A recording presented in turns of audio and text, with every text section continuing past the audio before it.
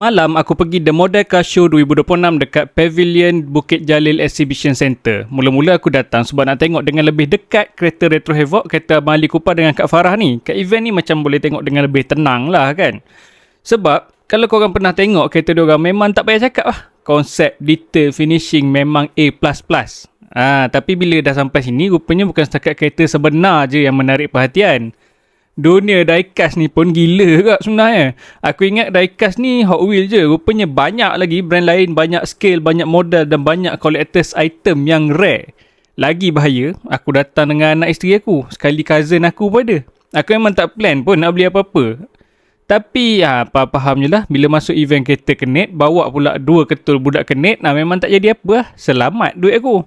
Dapatlah 2 biji GR86, 1 Toyota pickup, 1 Corolla lama. Bolehlah buat kenang-kenangan katanya. Padahal budak-budak yang paling happy. Yang paling rare aku nampak model kepala UD Truck Liberty Walk pun ada. Tapi sayangnya not for sale. Kalau korang minat kereta, minat diecast atau nak bawa anak jalan-jalan tengok dunia otomotif versi mini, korang wajib datang event ni. The Model Car Show 2026 berlangsung pada 27 dan 28 Jun 2026 dekat Pavilion Bukit Jalil. TMCS 2026 ni memang syurga untuk kanak-kanak dewasa macam aku. Haha.